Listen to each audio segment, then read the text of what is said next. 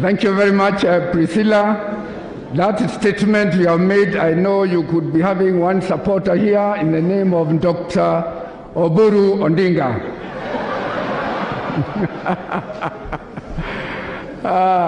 Thank you very much, for that comprehensive report, very well articulated, and I'm sure Baba will even listen to the latter advice that you're given to him. Our next speaker, Your Excellency, by the way, Peter Muchiri comes from Kiambu, Priscilla comes from Nyeri. Then we're going to have our next speaker, who is former honorable member of parliament from Molo in Nakuru County, by the name of Mheshimiwa Jenga Mungai. Let's give him a clap. Jenga is one of our elders. He has a lot of history that he can talk to us about, and it's important. History repeats itself. It's important for us to know history. And so Jenga will talk to us a little bit about history, lest we forget. So Mheshimiwa Jenga, karibu. Asante sana. Your Excellency, Bwana former Prime Minister, Baba, Chairman wa Mount Kenya Foundation, your deputy of course, SK Macharia, our governors, na viongozi wote ambao mmefika siku ya leo. Nataka nichukue muda mfupi sana, hata ingawa si mfupi sana, lakini kabla sijasema chochote, mimi nasumuza kwa niaba ya wazee. Wale ambao walikuwa mbele yangu wamesema kwa niaba, hata kama mliwaona, ya vijana. Wazee ambao tunafanya pamoja hapa, tafadhali msimame popote mlipo. Waliotoka kila sehemu, simameni. Mimi naona ninyi huko, yes, Gaiduma, naona Maigwa, naona Kegoshi, naona nyote, naona wewe ndugu yangu, nyote asanteni. Naona Bwana Mungai kutoka Kiambu, asante. Ndugu zangu, siku ya leo mimi nataka tu kusema kwamba taifa ambalo halina historia, halina mwenendo na halina maisha kule mbele.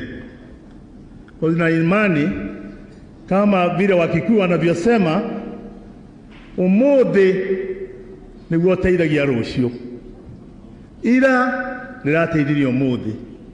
Miaka ĩrĩa yathirire ĩgũteithia kũmenya miaka ĩrĩa tũgathiĩ ũrĩa tũgatura. Nimesema kidogo kwa kimombo.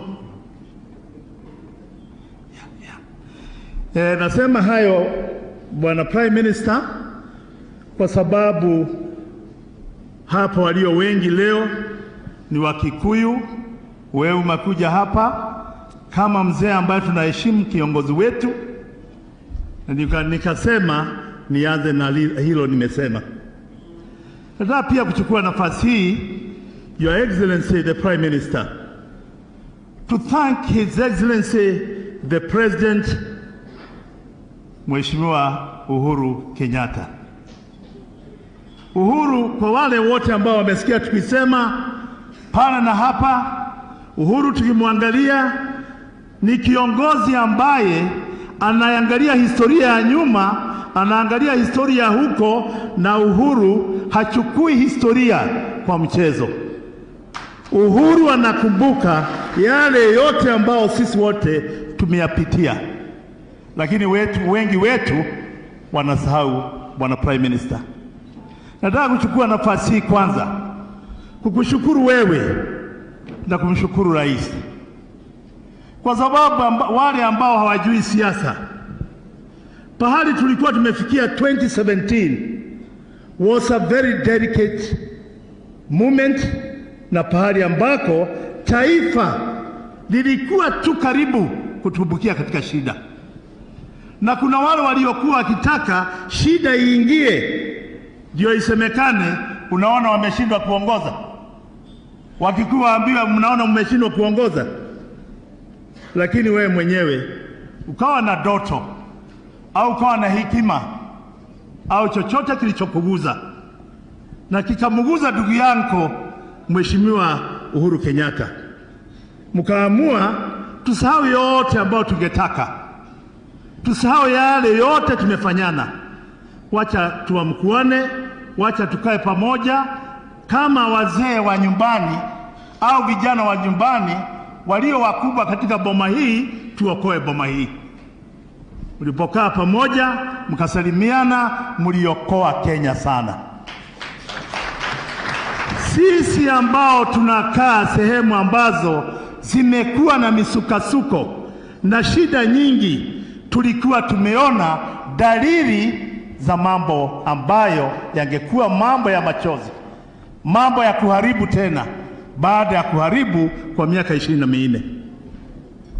Nasema tukianza kusema vile Mjaluo na Mkikuyu mlianzana, Mjaluo na Mount Kenya mlianzana wakati wa campaign ya kumuondoa mbeberu Kenya, na hilo lilikuwa ni jambo ngumu kabisa kumuondoa mbeberu Kenya. Lakini nyinyi mkaamua. Baba yako Jaramogi Oginga Odinga alikuwa mbunge wakati ule, na ninafurahi mimi niliserve parliament for 20 years, so nilikuwa ninasoma yale yote ndani ya Handshake Mheshimiwa Jaramogi Oginga Odinga alikuwa akisema katika bunge akimtetea Kenyatta. Mimi mwenyewe ninakumbuka baba yangu na wale wazee wa zamani, kwa sababu damu yangu ilikuwa bado iko na siasa, vile mzee Kenyatta mwenyewe alikuwa akitetea Kenya hata akiwa katika jela. Na wakati ulipofika kukawa kuna vyama viwili ambavyo vinashindana, chama kimoja kina uwezo wa mbeberu kipesa na kikila kitu, chama kingine kilikuwa na uwezo wa Mwafrika aliyekuwa maskini na hakuwa chochote, kikawa KANU. Baba yako na mzee Kenyatta, baba mwanzilishi wa taifa hili, akiwa jela, njia yote waliotumia ndio waweza kuwasiliana, waliitumia wakawasiliana, wakaona lazima tumpiganie Kenya, tuokoe Kenya kutoka utumwani. Baba yako akaanza kupigania Uhuru Kenyatta paka akamuita Mungu wa pili wa Kenya. In parliament, I remember I saw it. He was chased out for saying Kenyatta is a god of Kenya. Na aliambiwa unasema a leader unto darkness is a god of Kenya. He had a lot of trouble in that parliament. That is what it is in the Handshake and in the history of Kenya. Nakumbuka mzee Kenyatta mwenyewe, kulikuwa na ukabila mwingi ulikuwa umeanza kuingizwa na mzungu. Mambo ya kiutamaduni ikaanza kuingizwa na mzungu. Wakikuyu mnawezaje kufanya kazi na Wajaluo? Mila zao na zenu haziambatani. Ninyi na wale muko tofauti hii na ile. Mimi nakumbuka baba zetu na historia ambayo tunayo. Mzee Kenyatta alisema, ndugu zangu wa watu wa Mount Kenya, Wameru na Waembu na Wakikuyu, hamutaweza kunitoa jera kama hamuungani na wengine. Lazima taifa liunganishwe tuweze kupata ushindi wa mzungu aliyetufanya watumwa. Kenyatta akafanya kazi kubwa, na mimi nashukuru watu wa Mount Kenya, Wadharaka, Wameru na Waembu na Wakikuyu walimsikiza Kenyatta hata kama alikuwa kule gerezani. Nakumbuka baba yangu mimi mwenyewe na baba wengine ambao tuliwasikia wakati ule. Bado hata ngawa nilikuwa mchanga, nilikuwa na damu ya mwanasiasa. Mimi bana mwanasiasa. Mtu amekaa bunge miaka 20 hapana mwanasiasa. Tulikuwa na yale mambo ya kusikiza kilichokuwa kikitumaliza, kutuharibu na kufanya watu wetu wawe watumwa. Wengi wetu waliokuwa vijana wakati na watoto waliona wamama na wazee wakipigwa na mzungu, hata kupigwa na viatu, kukanyagwa na mambo mabaya kufanyika. Lakini Kenyatta akasema, kwa sababu nimeona sasa kuna sindano imewekwa, na hii sindano huenda ikawagawanya Waafrika washindwe kupigania uhuru. Kenyatta akasema, Wakikuyu wenzangu, Wameru wenzangu, wakati wa kukua na Tharaka Nithi kulikuwa na Meru na Embu. Wakikuyu wenzangu na Wameru na Waembu, kura ya kunitoa njera haitawekwa na kutairishwa. Orudo ikagia goma joma. No Ruto gaikia kura. That's what Kenyatta said. If somebody can interpret it for you, Your Excellency. Oru na nimuraigwa niguo kwathira na aria moy niguo gwathire. Eske macharia ni jwe no history. Na thuria me haho the na George Mo ni jwe ni owe. Ati Kenyatta no wa coinire. He coined and it is spread all over the country like wildfire to the Kikuyus, Meru and Embu. Kwa kutairi sio kutakaoweka kura kwa debe, sio kutakaomtoa Kenyatta kwa jera, ni umoja wa wananchi.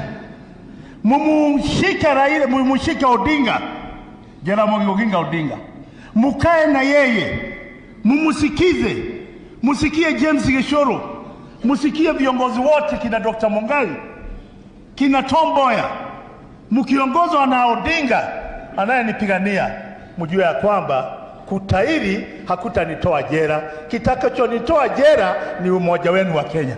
Kweli bana, kweli. It is history that is clearly known. Then my question, very simple, is wazee walipigania uhuru, nika mwisho tulipata uhuru. Watu walienda Lancaster House wakiongozwa na kina Tom Mboya, kina James Gishoro. Baba yake Raila, Jaramogi Oginga Odinga, alikatazwa kwenda Lancaster House. Kwa nini alikatazwa kwenda Lancaster House? Jaramogi alikatazwa kwenda Lancaster House because they knew he was going to interfere so much with the constitution making in London as he fought for Kenyatta. Akaambiwa hataenda huko, na hakuenda. Wacha tuseme alikuwa saa yote mzungu, mtu anashika shingo, alikuwa ni Jaramogi Oginga Odinga asimtetee Kenyatta. But Jaramogi aliendelea. Wakati wazee walienda Lancaster House, ninyi wenyewe mnajua katiba iliyokuja Kenya haikuwa katiba ya KANU, hata ingawa ninyi mlikuwa na nguvu kama KANU. Katiba iliyokuja Kenya ilikuja katiba ya KADU, kwa sababu KADU ilikuwa na nguvu kwa sababu ya nguvu ya mbeberu. Lakini ilipofika hapa, unajua kabisa bado Kenyatta alikuwa anawasiliana na Jaramogi.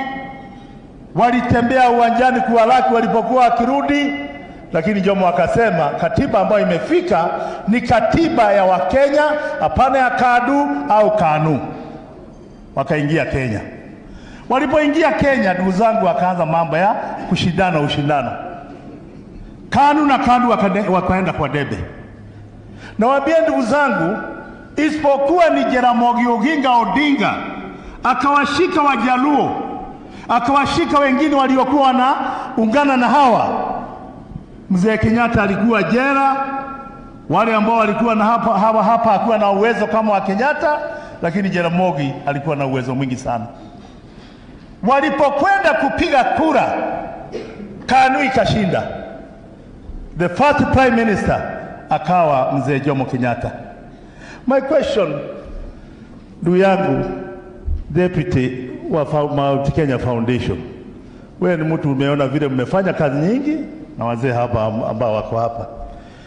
Kama Kenyatta hangekuwa the first prime minister, the language you talk today, you'll never talk it. The money our young people are being given there to betray themselves, not betraying their fathers or their country, but they are betraying themselves. Hawangekuwa wakipata. The geographical spread, ninyi ndugu zetu wa Mount Kenya, the geographical spread you have in this country, hamungekuwa naye. Biashara kuingia Nairobi, wakati ule tulikuwa vijana, tulikuwa tunajua.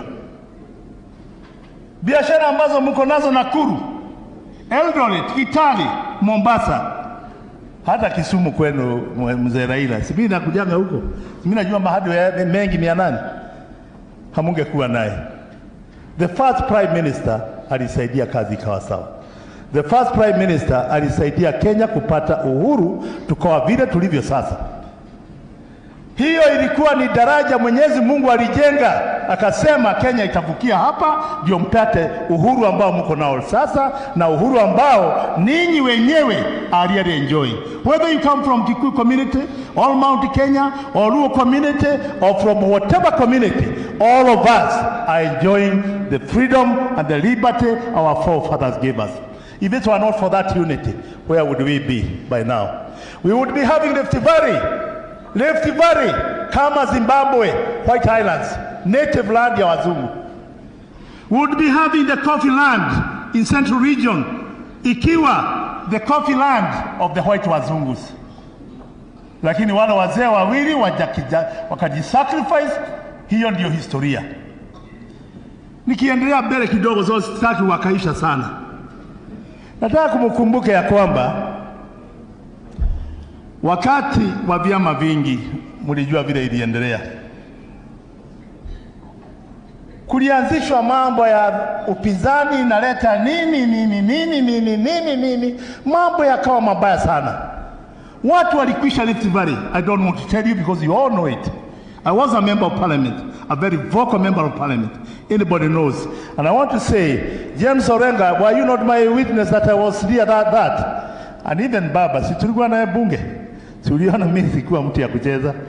Mambo ilikuwa mbaya kabisa. Na saa nyingi Orengo alikuwa akiniambia, don't tell anybody the way you travel. Just walk out, let nobody know how you go home. I remember Orengo asking me, don't ever leave Nairobi after 3 p.m. Uwe ukienda wakati unaonekana mchana, ukigongwa unajulikana uligongwa. And we were tested many times. He knows. He got me from jail many times. Wakati ule mnakumbuka, watu walikufa wengi, vita vikawa vingi, vikasemekana ni wapinzani wanaleta. You all know who did that kind of dirty game on Kenya to destroy Kenya. Mimi naona gavana ambaye ninampenda sana anaitwa Oparanya hapa. Oparanya, be honest. What happened to Mitaitai farm, which belonged to Waluya upande ule? What happened? You know it. Don't tell them. If they want it, they can wanaweza kudig history. Professor Ongeri nimuona hapa. I saw you. You have been victims. Your people have been victims of the same people with the Kikuyus in Rift Valley. Say the truth. When we all know all these things, we witnessed all these things, we understood all these things, we tend to be burying our heads in the sand. We don't want to say the truth. Let us stand up and say, hata kama ni miaka ingine 20 au 30 wakae kando, wengine waingia kwa uongozi. Because they did it. Whom have they not touched? Whom have they not touched? Wamasai mmekuwa hapa. Ninyi wenyewe, tell me about your Transmara. What happened to Transmara? I know the boundaries of Transmara. I know where people used to plant a lot of maize there. What transpired during that era? Mulipoteza, and it is true, mulipoteza. That's why I'm saying, unless Kenyans want to blind themselves, unless Kenyans want to make themselves dead, unless Kenyans don't want to remember history, that was transpired. We want somebody who will give us a clean sheet of this country. Juzi baba, tulikuwa na wewe wakati mambo yalikuwa moto. Huyu ni Kibaki, huyu ni Wamarwa, Mama Ngilu, na wengine mambo yakawa moto sana. Mzee wetu nimpenda sana, alikuwa anaitwa Nyachai, nimpenda Nyachai. For your information, there's a lot of good things he did in Rift Valley for all communities. I know him. When I say I liked him, I liked him. Mlipoingia katika siasa ngumu sana, mukaingia siasa ngumu. Let's be very honest. Honorable Raila, it's only because maybe you don't like to tell people what you did. Hamukuwa marafiki na wajumbe wengi. Watu wengi waliona wewe unaonekana sasa unaanza kukataa maneno. You are now bulldozing. People walimuita yani bulldozer. Lakini akasema hatutaliokoa taifa kama kuokoa taifa ni tugawanyike vile vyama vingi kama vile Ford Asili, Ford Kenya na vyama vingine mlipogawanyika mkaenda uchaguzini tukashindwa. I'm seeing the same thing going to happen here. We are going to perpetuate that same leadership. Raila, we mwenyewe, God knows, ukaenda ukasema Kibaki tosha. Why you not another bridge? The same community coming to build a new bridge again to rescue Kenya. The other day, when it almost collapsed, when somebody was planning kuona ya kwamba rais wetu anapigiwa kura ya kukosa imani, wewe mwenyewe ukasimama mbele, handshake. Hiyo kura ikapotea.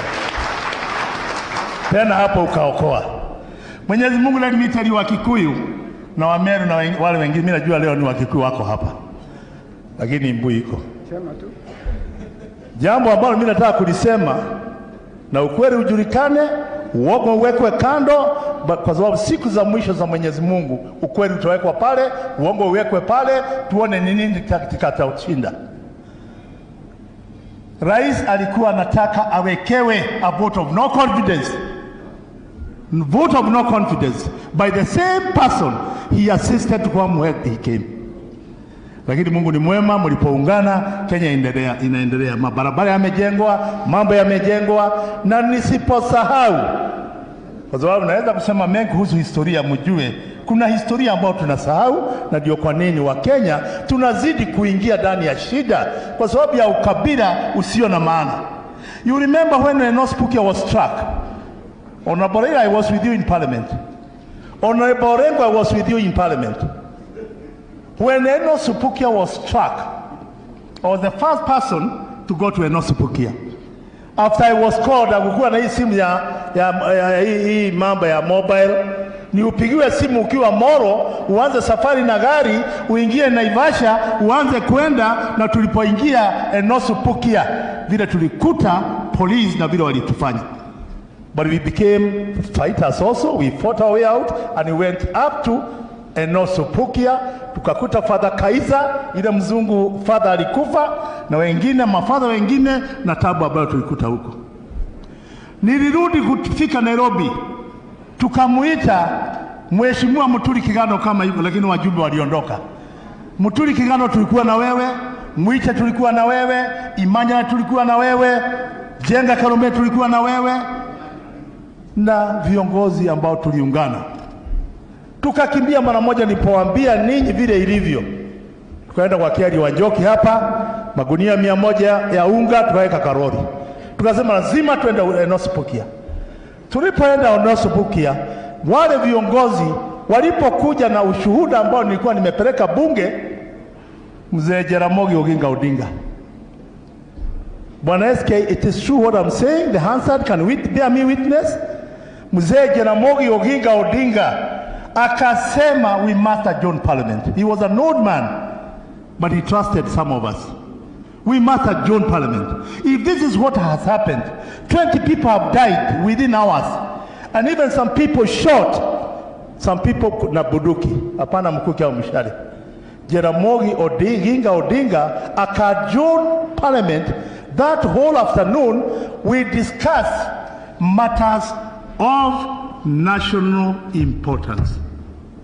Serikali ikawekwa kwa mkeka, and the following day committees were formed to go to Enos Pukia to see whether we alleged was true or not true, and it was found it was true. Kwa hivyo mumesaidiana, lakini wakati mzungu aliona mmefaulu na kushinda, alijaribu juu chini, mzungu akiwa Ulaya tu, ako Kenya hata saa hii, akaweka a wedge between a Luo and a Kikuyu. Because you are only seen when the country gets into a crisis. When you remove it, then you are forgotten, we are forgotten, we go your way, we go our way. Let us try to go one way this time round. To save Kenya. To save Kenya. So that Kenya can become a newborn Kenya. We resuscitate the spirit of Mzee Jomo Kenyatta na Jaramogi Oginga Odinga.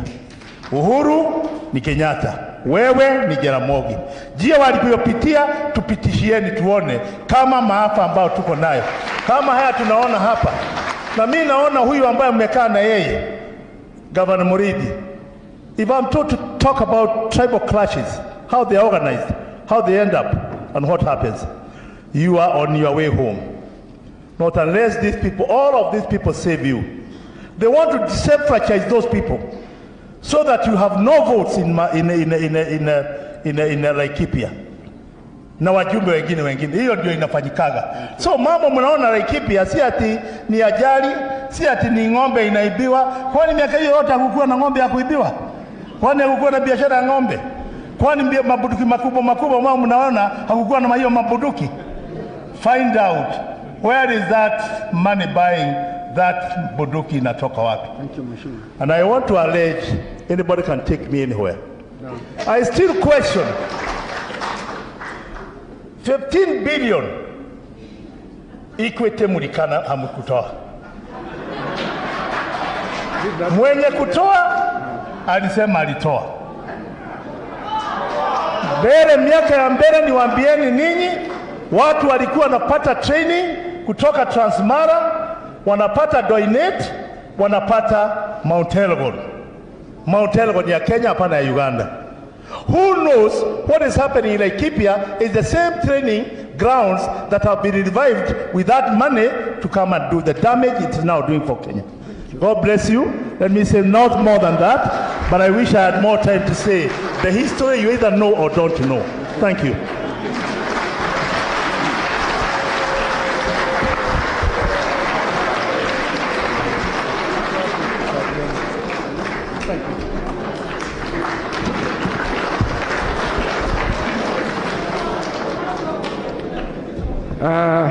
Lest you forget, Mheshimiwa, thank you very much. Let's give him a bigger clap. It is worth the time that he took, and it's good that you put us into the mood and the perspective. Our next speaker, Your Excellency, will be a businessman by his own right, who has been with you and has been with the member of the community for a long time, and none other but Dr. S.K. Macharia. Please, S.K. And S.K., we want to thank you for your offer today for us being on there as we speak. So we want to thank you and appreciate you. You know what you mean to this community. Please. Thank you very much. I'm not going to take as much time as Njenga.